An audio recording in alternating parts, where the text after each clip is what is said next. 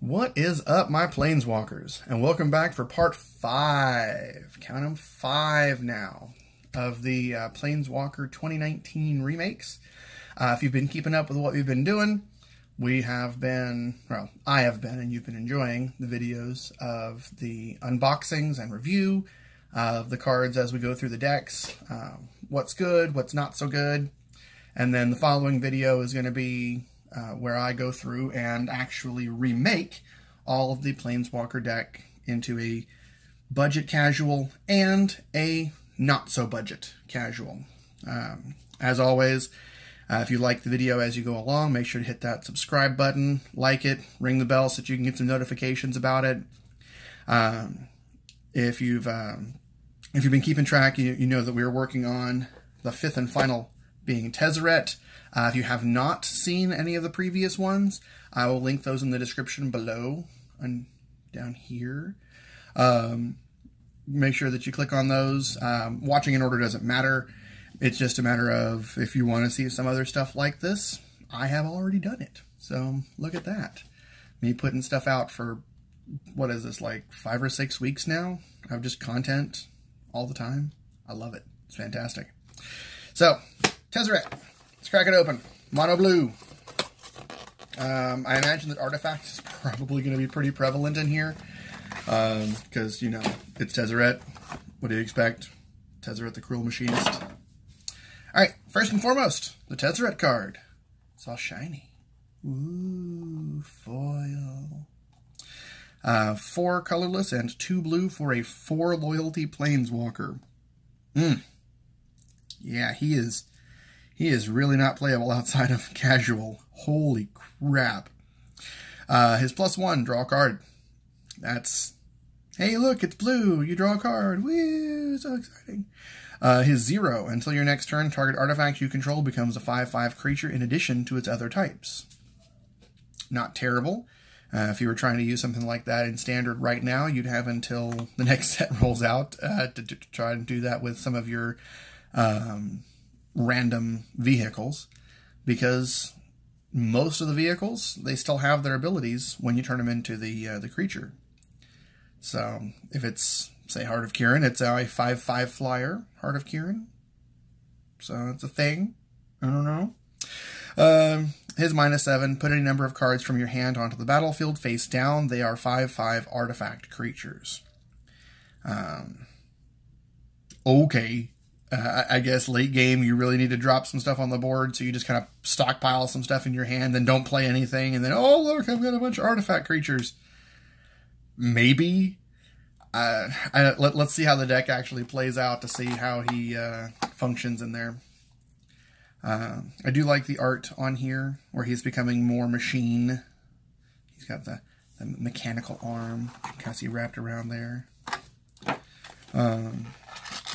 As always in here, we've got the deck, a pack, and these things. So, start with the deck, as we usually do. And by usually, I mean, so far it's been 5 times. Okay. One with the machine. 3 colorless and a blue. This is not a deck-specific one, so just draw cards equal to the highest converted mana cost among artifacts you control.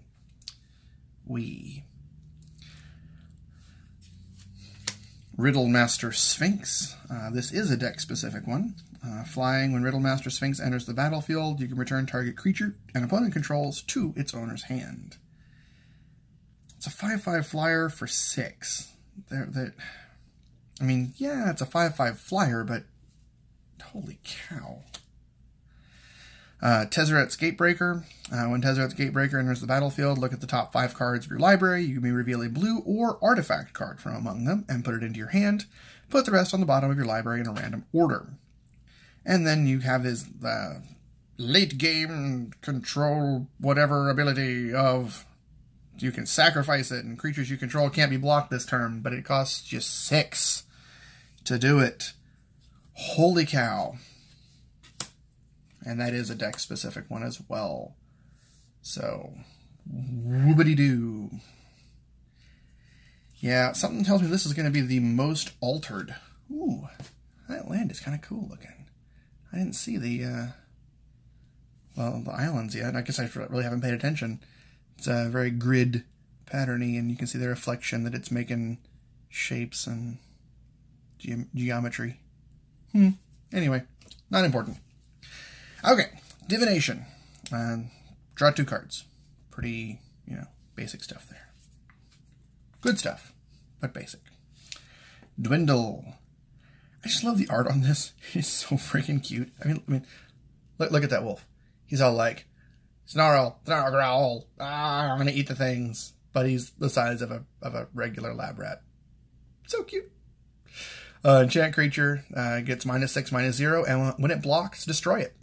I mean, the attacking creature remains blocked. It actually says so on there. But you can take something that's a bit more, of a threat, perhaps. And, yeah, they get a free block, but it's going after that. Exclusion Mage. When Exclusion Mage enters the battlefield, return target creature an opponent controls to its owner's hand. So you get a 2/2 body and a bounce. Gearsmith Prodigy. Reprint from Kaladesh. Gearsmith Prodigy gets +1/+0 as long as you control an artifact. Hopefully that's not going to be a problem in this deck. 2/2 for 1 would be great as long as you have an artifact, but so far I've seen 2 artifacts in the whole deck, so we'll see what else we get. Scholar of Stars enters the battlefield. If you control an artifact, draw a card. Skilled Animator. Target artifact you control becomes an artifact creature with base power and toughness equal to 5/5 as long as he remains on the battlefield. And in the background, that is a Suspicious Bookcase, which is something that might actually be in the deck. So how cool would that be that you animate the Suspicious Bookcase? Ooh. Snapping Drake, just your good old 3/2 flyer. Might want to find something better for 4 mana. Uncomfortable Chill. Creatures your opponents control get -2, -0 until end of turn. Good to keep your stuff from dying, I guess. Field Creeper. 2/1 vanilla artifact creature. Gearsmith Guardian. 3/5 for 5. But he gets +2/+0 as long as you control a blue creature. So it goes back the other way. If you control artifacts, these things get better. If you control blue, he gets better. Not terrible, I guess. Manalith.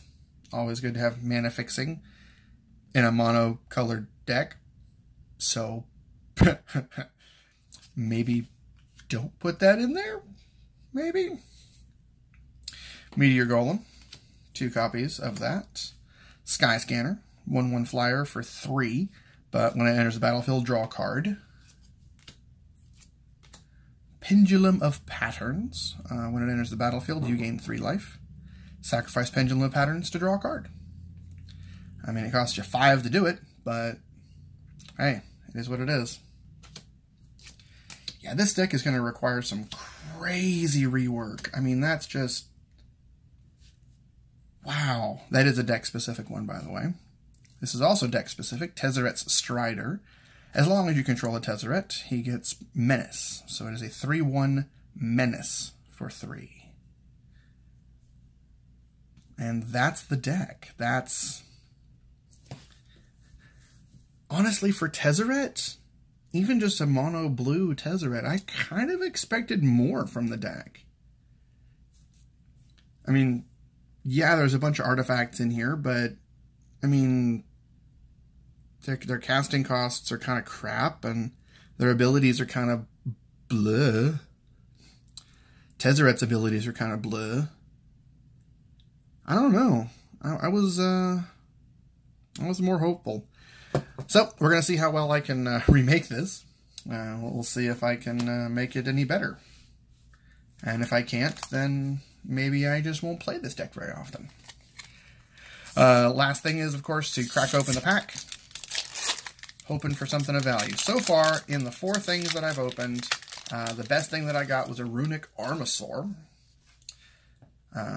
So what's going to happen this time, since Tezeret himself is so blah, hopefully I'm going to pull the other Tezeret. Just from that, just because. I'd also be okay with the Vivian Reed, since I still haven't opened any of her. Timber Gorge. And Liliana's Contract. Are you kidding me?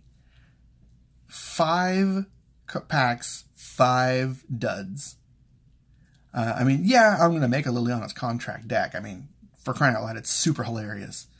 But I would much rather spend the 20 cents that it's going to take to get that card than pull it as my my rare. No foils, no nothing. Draconic Disciple, Rogue's Gloves. Rogue's Gloves is a good one to toss in here, you know. You can toss stuff on stuff and make things unblockable a little bit for one of these things. I don't know. That's a definite possible inclusion. Aviation Pioneer. Yeah, she's a 1/2 for 3, but she creates a Thopter, which is an artifact, which fits the theme. Artifacts. You create a 1/1 Thopter, you make it a 5/5. That's pretty impressive, you know? But it did include it. Angel of the Dawn, Ghost Form. Hey, can't be blocked. Make it a 5/5. Can't be blocked. When it damages a player, draw a card. Can't be blocked. I get to draw a card. Manolith. Tellarian Scholar. Honestly, I would have preferred that for some of these cards. But he still wouldn't help the deck any, so he's not going to make it the final cut. And that's that. So, a truly disappointing opening. Hope you still enjoyed it, regardless of how disappointing it was for me. As always, if you liked the video, make sure that you like, subscribe, hit the bell so that you can get notifications as I remake these things and try and make them a little bit better. Until next time, Planeswalkers, keep it real.